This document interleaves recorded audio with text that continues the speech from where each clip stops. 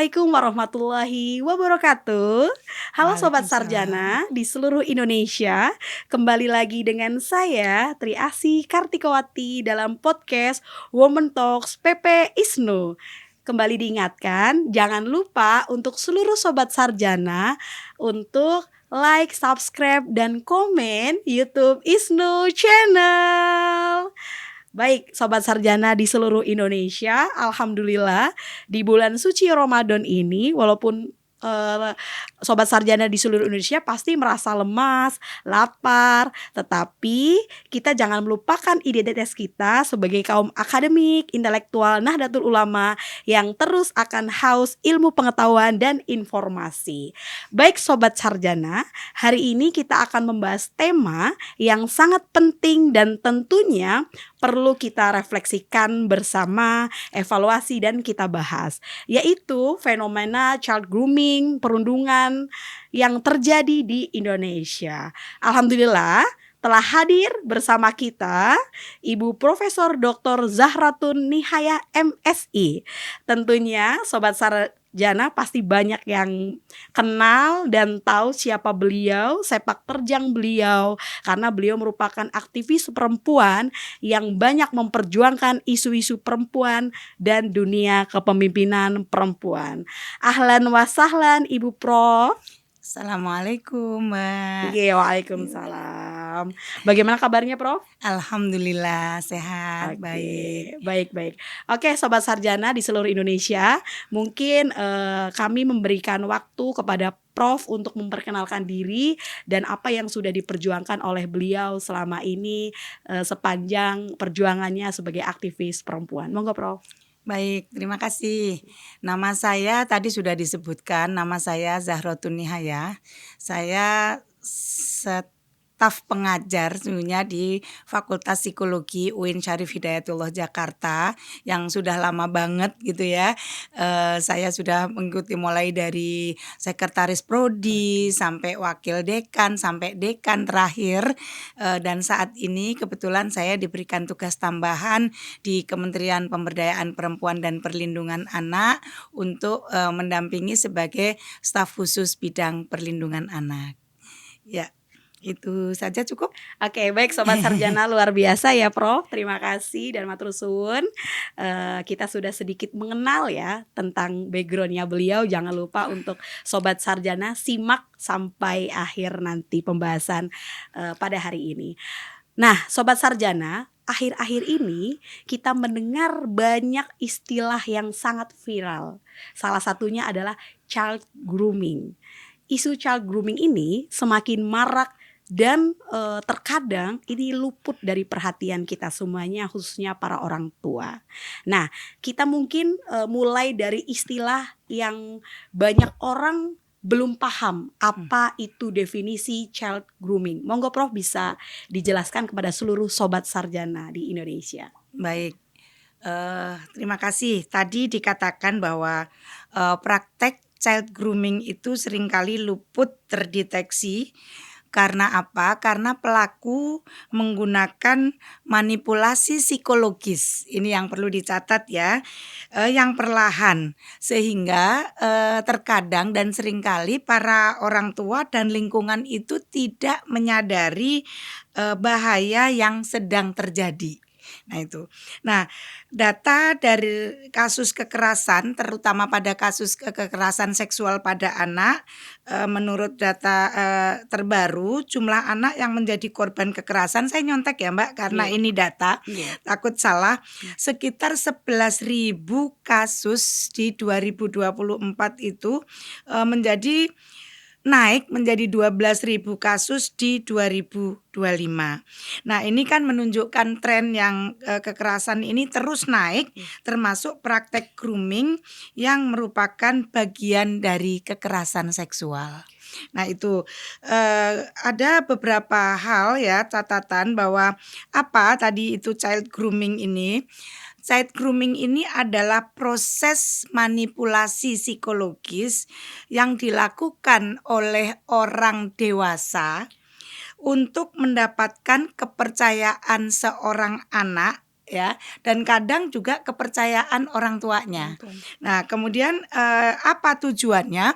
Tujuannya adalah mengeksploitasi anak yang biasanya ini muaranya tujuannya adalah eksploitasi secara seksual. Nah, manipulasi ini biasanya melalui pemberian perhatian yang berlebihan, pemberian hadiah, pemberian janji-janji palsu, atau hubungan dekat dalam tanda kutip ya yang dibangun secara perlahan. Jadi memang pendekatan ini sering tidak disadari baik oleh anak maupun orang tua sebagai bahaya baik oleh korban maupun lingkungannya, sehingga eksploitasi ini terus terjadi. Nah, itu child grooming. Nah, ada banyak ya contoh-contoh child grooming itu, mungkin tidak usah ya karena banyak banget gitu ya. Yang penting itu prosesnya seperti tadi pengertiannya. Oke, baik Sobat Sarjana, tentunya kita harus paham dulu nih apa definisi child grooming itu sendiri, karena tanpa tidak disadari ternyata kita juga terancam akan bahaya child grooming itu sendiri, terutama bagi seluruh orang tua yang ada di seluruh Indonesia. Karena child grooming itu tadi yang dijelaskan oleh Prof mengacu pada manipulasi psikologis ya, tanpa disadari orang itu bisa menjadi korban. Oke, baik Prof, mungkin bisa dijelaskan kepada seluruh Sobat Sarjana berkaitan dengan modus dan tahapan dari child grooming saat ini. Baik, tahapan grooming yang umum dipakai biasanya ya untuk kita memberikan edukasi perlindungan anak terutama. Yang pertama itu ada yang disebut targeting. Targeting itu menargetkan korban bisa secara live, secara fisik ya, secara kasat mata. Pelaku mencari anak yang biasanya kurang perhatian, terus kemudian sedang butuh validasi, anak-anak yang polos atau mudah percaya, dan itu dipilihnya secara acak. Tetapi ini juga bisa dilakukan melalui cyber ya, melalui media digital. Ya, media digital itu yang pertama. Tahap berikutnya, tahap yang kedua itu adalah membangun kepercayaan. Jadi pelaku biasanya bersikap sangat baik gitu.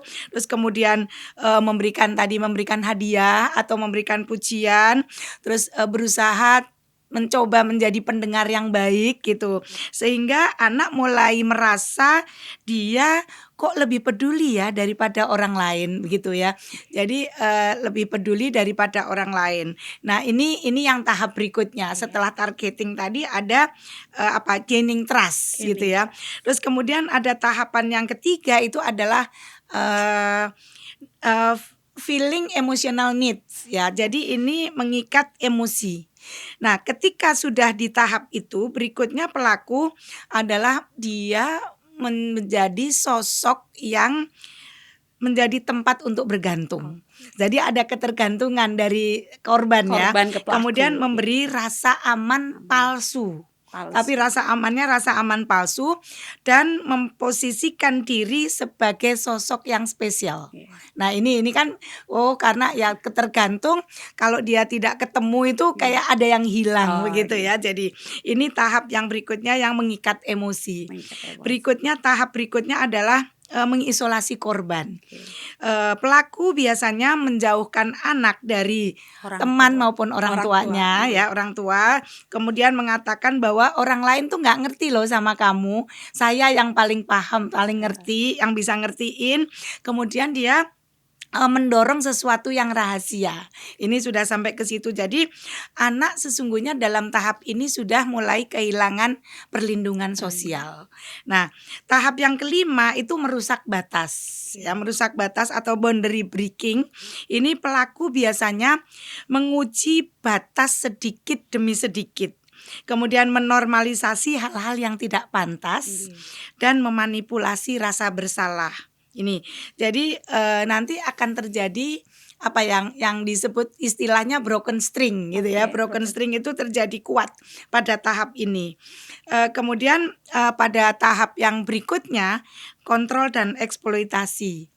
Pelaku biasanya langsung mengontrol emosi tadi, ikatan emosi tadi kepada korban dan mengancam secara halus serta memanfaatkan ketergantungan. Ini yang sudah bahasa udah berat ya. Sehingga anak merasa tidak punya pilihan lain dan salah jika dia melawan atau takut jika dia melawan, juga takut kehilangan hubungan. Ini yang bahaya. Jadi ada tahapan-tahapannya yang tadi 6 tahapan itu. Oke, baik. Terima kasih Prof. Sobat Sarjana, harus digarisbawahi ya bahwa tahapan tadi merupakan tahapan dari perilaku child grooming. Jadi seluruh orang tua harus memperhatikan dan harus memahami apa itu yang menjadi tahapan, bahkan sampai ke arah eksploitasi anak. Begitu. Jadi grooming ini Mbak bukan kejadian instan. Oke. Jadi kalau dari situ karena tahapannya tadi sudah kelihatan ya bertingkat-tingkat dan juga biasanya korban bukan karena lemah sesungguhnya awalannya. Grooming ini adalah proses sistematis dan terencana. Karena tadi mulai dari ditarget dan sebagainya. Sangat dan sistematik ya, Prof. Iya, dan perlahan sehingga yang bersangkutan korban itu menjadi tidak merasa. Jadi kejadian child grooming ini memang tidak diperkirakan, tetapi secara sistematis itu ini mengancam bahaya kita semuanya ya Prof ya. Baik, apalagi dengan kecanggihan teknologi dan informasi yang sangat cepat ya, tentunya apa saja sih bentuk-bentuk child grooming Ibu Prof? Apakah child grooming itu bisa terjadi antara sentuhan fisik atau dari online kayak gitu? Itu menurut Prof bagaimana? Bisa dua-duanya Mbak ya. Bisa dua-duanya, yang penting tadi dia berproses seperti yang tadi saya sampaikan dan juga pada akhirnya ini ketergantungan dan juga nanti takut walaupun dia kadang sudah sadar tetapi dia akan takut. Baik Sobat Sarjana, kita harus tahu dan kenali ciri-ciri dari bahaya child grooming itu sendiri. Oke, mungkin Ibu Prof bisa menjelaskan tentang ciri-ciri child grooming itu sendiri. Nah begini, sebelumnya kita kenali dulu ciri-ciri ya. Ciri-ciri anak yang mengalami perilaku child grooming. Child grooming ini biasanya anak ini mudah merasa bersalah, nanti berlebihan, takut mengecewakan pada orang tertentu. Tadi yang orang dewasa yang dia sangat dekat dan bingung membedakan kasih sayang dengan manipulasi tadi. Ini kasih sayang yang sebenarnya atau manipulasi itu tidak bisa dibedakan. Kemudian dia harus menuruti demi menjaga hubungan dan cemas jika ditanya tentang aktivitas tertentu. Itu kalau orang tua jadi mesti tahu gitu ya. Kemudian ciri-ciri perilakunya, anak biasanya suka menyembunyikan chat ya, hadiah penuh rahasia atau pertemanan, diumpetin semuanya gitu ya. Terus kemudian tiba-tiba dia sangat dekat dengan orang dewasa tertentu. Nah, menarik diri dari orang tua, guru maupun teman. Dan perubahan sikap yang secara drastis, misalnya menjadi lebih pendiam, menjadi murung, kemudian dia mudah marah dan menggunakan bahasa atau sikap yang tidak sesuai dengan usianya. Kadang-kadang, nah itu kan berarti bisa ya dikenali itu ciri-ciri perilakunya. Sementara ciri sosial dan spiritual ini ada, anak menjadi kehilangan rasa percaya diri, menganggap dirinya itu tidak pantas dilindungi dan merasa berdosa jika menolak orang lain dan hubungan dengan keluarga itu menjadi renggang. Jauh. Jadi itu. Jadi dampaknya itu begitu. Nah, mungkin nanti berikutnya kita pada bagaimana cara orang tua ya memutus mata rantai grooming ini. Siap Prof.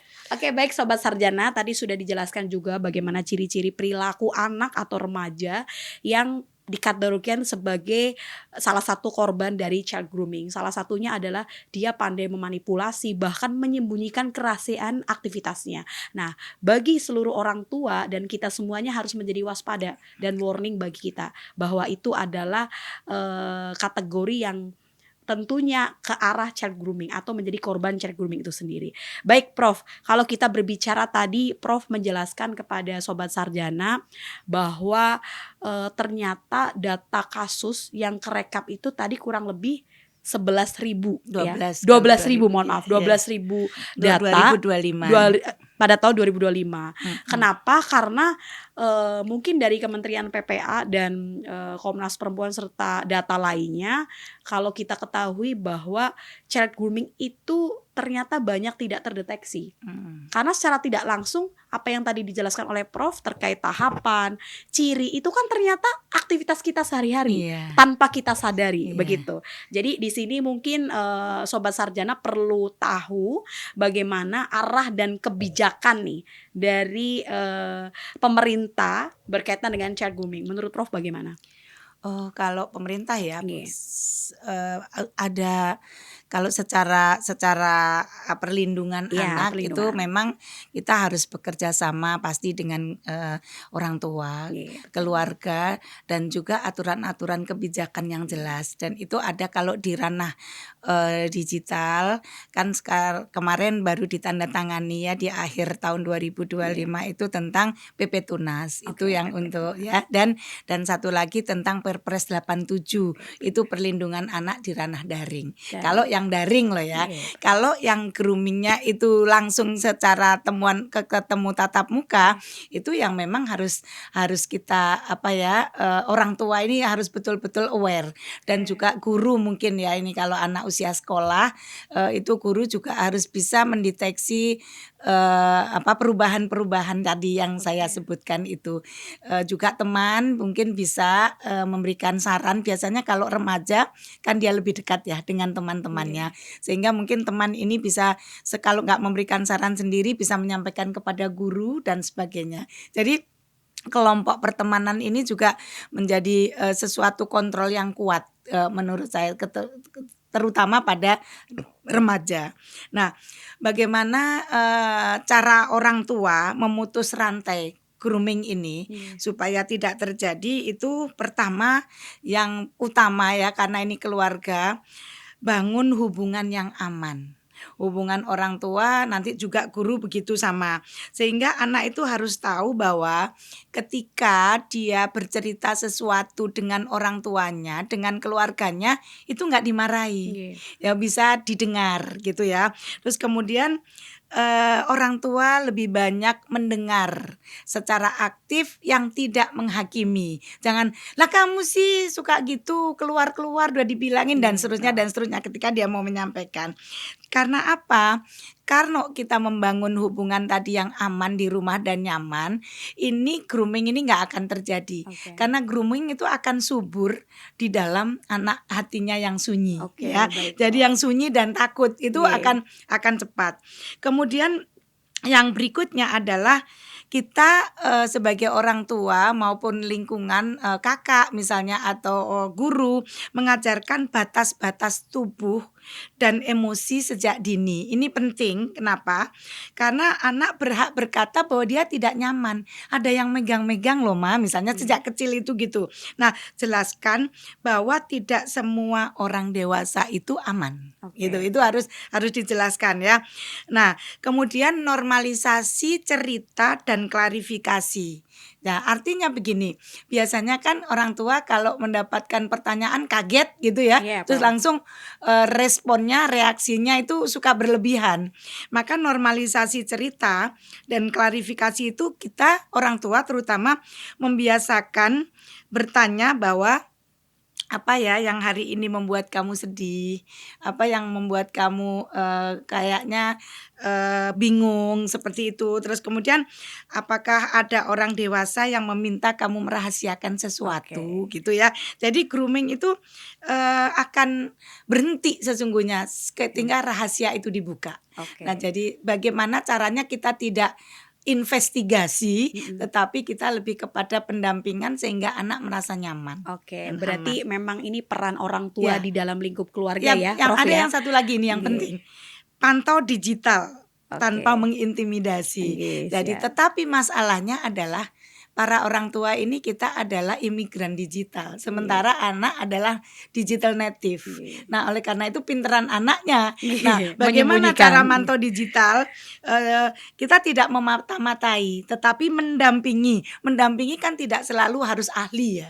Maksudnya harus ahli mengoperasikannya itu, tetapi mengajarkan etika digital dan bahaya manipulasi online. Ini penting untuk ditanamkan kepada anak maupun remaja yang sehari-harinya berselancar ya. Dunia itu. Gitu. Ini penting. Penting banget. Prof, siap-siap. Oke, baik Sobat Sarjana, tadi udah banyak disampaikan oleh Ibu Prof ya, bagaimana peran kita dan peran keluarga, peran orang tua, guru belum ya? Peran orang tua, peran keluarga, biar kita mengetahui bahwa apa sih yang harus kita lakukan untuk menghadapi bahaya child grooming ini. Karena secara tidak langsung nanti child grooming itu sendiri akan hilang secara sendirinya ketika orang tua itu bisa menjadi ruang aman dan nyaman tanpa menghakimi seorang anak.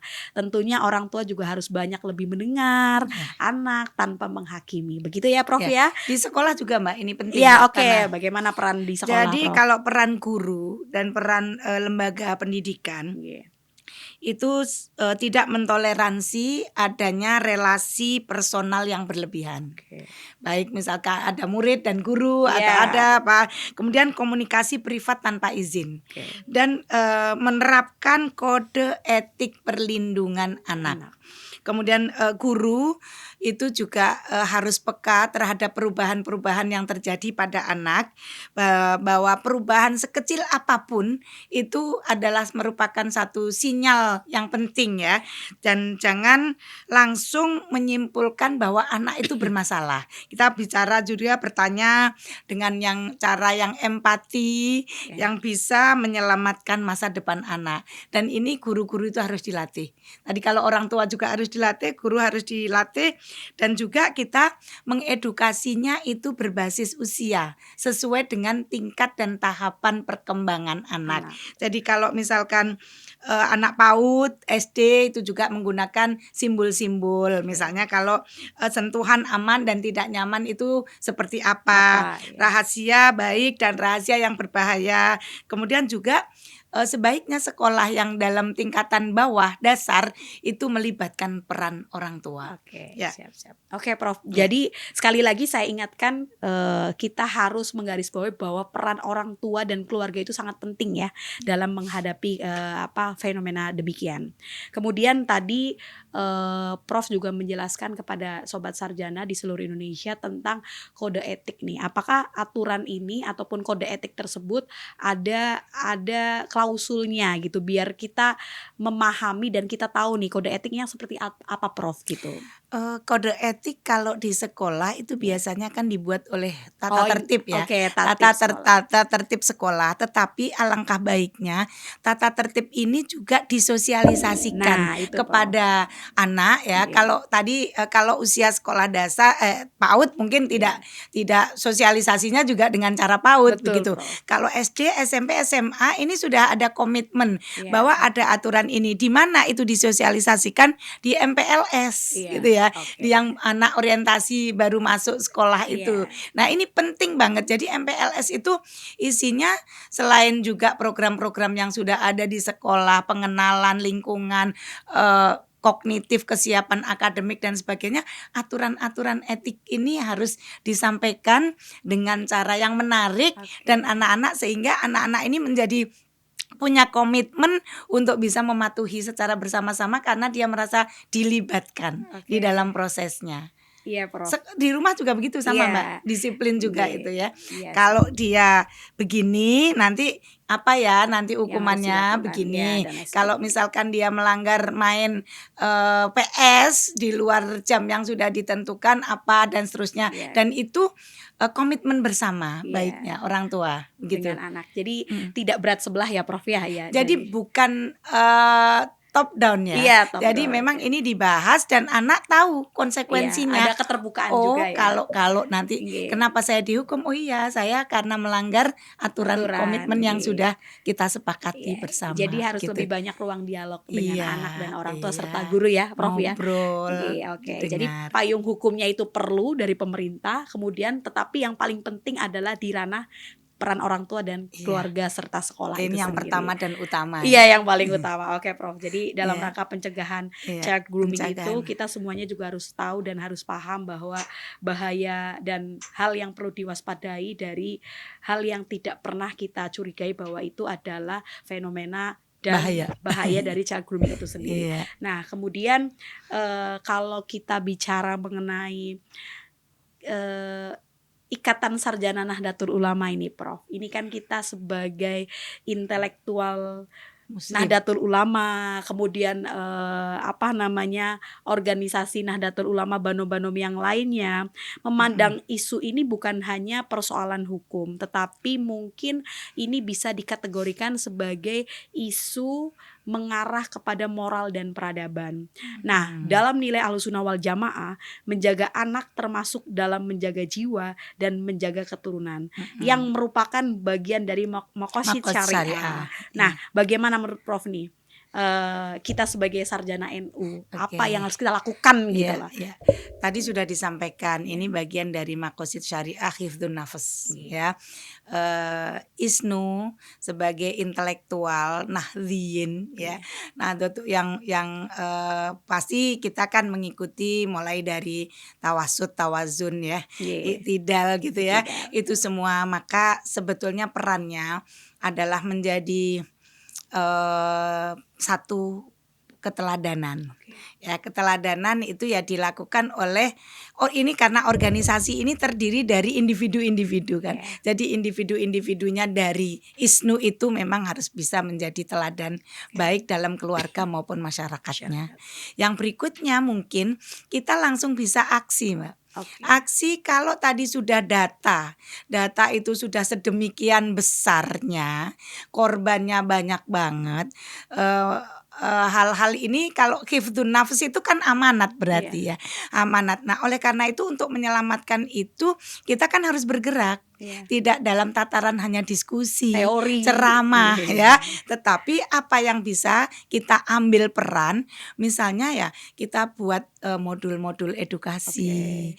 ISNU bisa membuat layanan konsultasi, pengaduan termasuk konsultasinya langsung, tidak hanya mengadu ya, baik ke anak-anak remajanya sendiri langsung maupun para orang tua untuk mengedukasi itu. Jadi kita buatlah ayo lembaga konsultasi, bisa hukum, bisa konseling psikologi, kemudian juga bisa konseling agama gitu ya, karena kita berada pada tahapan yang di sini yang kita memang harus berperan dan bergerak gitu loh. Saya bilang kalau tidak hanya jurnalnya para sarjana, jurnal Scopusnya dikejar, terus tertulis di jurnal itu saja. Mari yang ada di hasil penelitian itu, riset-riset jadi sarjana NU ini kita implementasikan di dalam kehidupan sehari-hari.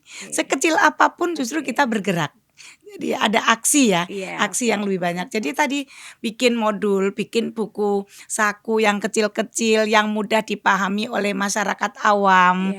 Tapi nggak usah pakai istilah child grooming lah ya. Kalau dia nggak ngerti bahasa Inggris apa, dan nanti bahasa-bahasanya kita sesuaikan, baik secara tingkatan perkembangan usia maupun kemampuan intelektual masyarakat. Iya, Prof. Siap. Oke.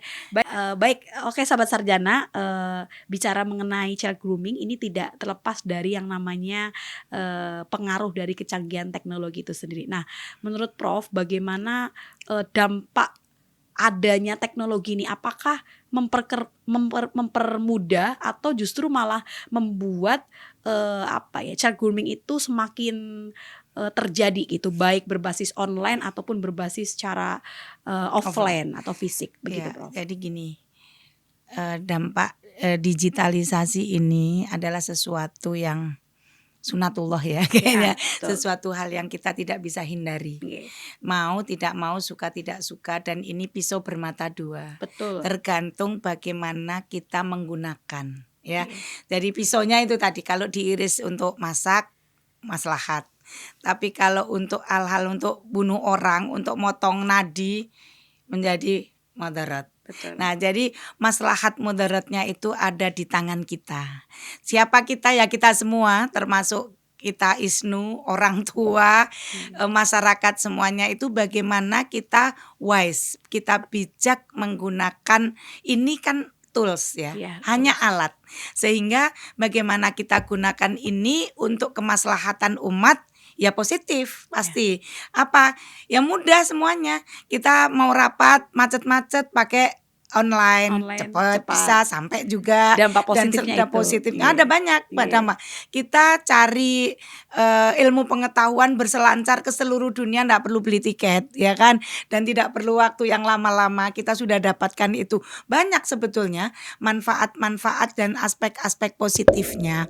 Hanya saja juga kita harus mengantisipasi dampak negatifnya. Iya. Seringkali kita lupa diri ya, lupa waktu dan seterusnya dan seterusnya. Dan tadi saya bilang kalau PP Tunas itu kan yang diatur itu adalah yang pengusaha ya. Oke. Jadi bagaimana mereka memberikan konten-konten itu yang manfaat, yang positif, sehingga tidak merusak. Oke. Ya itu diatur. Terus kemudian kalau yang di Perpres 87 perlindungan anak di ranah daring ini memang karena baru juga belum diturunkan menjadi juknis. Oh, juknis, Nah, dan oke. ini banyak orang yang dilarang karena memang akhirnya supaya anak diam 2 tahun dikasih aja iPad. Iya. Nah, dia senyum-senyum, ketawa, Dibiarkan. senang, Iya. dibiarkan. Karena apa? Karena tidak didampingi. Iya, betul. Karena apa? Karena itu lucu-lucu dan anak dalam tahapan sensori motorik ini, sensorinya itu diberikan stimulasi itu ya dia senang gitu loh ya. Tetapi ini belum waktunya dan seterusnya. Maka edukasi yang seperti ini, saya belum bicara pornografinya loh ya.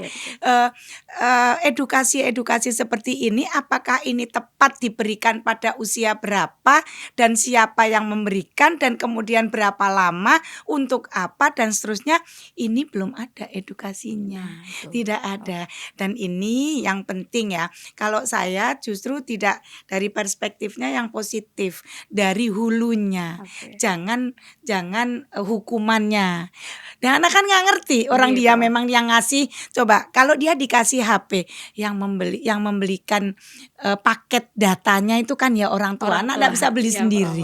Yang masang wifi di rumah itu siapa dan seterusnya. Nah, ini kesalahan sama siapa? Tapi ketika anak menggunakan itu dan sudah adiksi, kecanduan, dipukulin, dimarahin, dibentak-bentak. Kok kamu pakai itu nggak bisa diem? Ya karena dari awal sudah diberikan. Nah, ya diberikan, difasilitasi, terus kemudian anak nyaman dengan itu dan anak adiksi dengan itu prosesnya.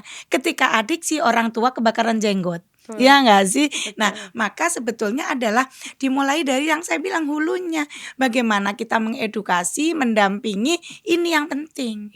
Alatnya enggak apa-apa, alat itu Mbak matikan juga enggak kenapa-napa. Enggak dicas juga enggak hidup, enggak ada sinyal juga enggak hidup, enggak ada wifi juga tidak hidup. Kan enggak salah ini. Jadi jangan kita menyalahkan semua gadget, semua HP. Yang salah itu kitanya. Kita tidak wise untuk menggunakan pada hal-hal yang positif. Oke, berarti harus lebih berperan ya, Prof ya, jangan membiarkan. Yang berperan itu orangnya, bukan alatnya yang salah ya. Alatnya kan hidup.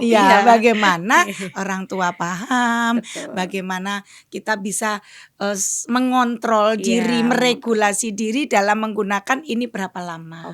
Ini harus apa? Ini digunakan untuk apa? Kalau digunakan untuk positif luar biasa. Betul, Prof. Jadi harus lebih ini ya, berperan orang tua, jangan meninggalkan ketika memang anaknya itu mengenal teknologi, karena sejatinya teknologi juga mempunyai dampak yang sangat positif ya, dan jika regulasi digunakan ini dengan yang baik. perlu disetanamkan.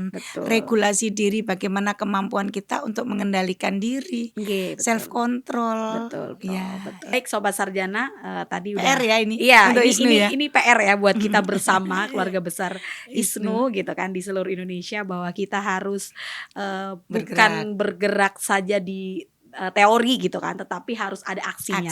Karena teori tanpa aksi juga ya sama aja omong kosong gitu kan ya. Jadi kita ayo sama-sama bergerak bersama ya kan. Kemudian bagaimana kita bisa saling mencegah, karena tentunya sangat bahaya sekali ketika child grooming ini tidak diketahui definisi sampai modus-modusnya, bahkan sampai ke ciri ya. yang Ya. terjadi terhadap korban itu sendiri. Nah, kemudian Prof, monggo bisa disampaikan kepada seluruh sobat sarjana di Indonesia closing statement dari Prof untuk kita semuanya dalam rangka Ya. pencegahan tersebut. Baik, ISNU Ikatan Sarjana Nahdlatul Ulama tadi ini adalah bagian dari kaum intelektualnya Nahdlatul Ulama yang mungkin memang Nahdlatul Ulama itu ahli di bidang pesantren Oke. dan juga anggotanya itu puluhan juta tapi di grassroots.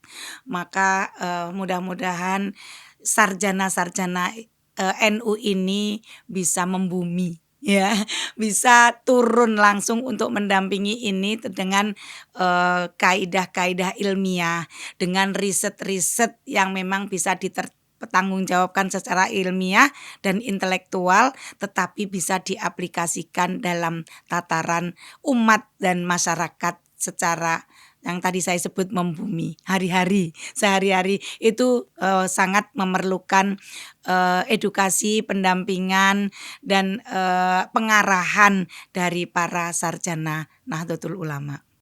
Oke, baik Sobat Sarjana, sekali lagi terima kasih kami ucapkan untuk Ibu Profesor Dr. Zahratun Nihaya MSI atas waktu dan Sama-sama, kesempatannya bulan makasih. Ramadan yang penuh berkah ini, sharing dan berbagi informasi buat seluruh Sobat Sarjana di seluruh Indonesia akan bahaya dari child grooming ini. Jadi sekali lagi fenomena child grooming ini dan merupakan alarm darurat bagi bangsa dan kita semuanya karena data yang sangat banyak bukan untuk menakut-nakuti, tetapi ini membangun kesadaran kita semuanya.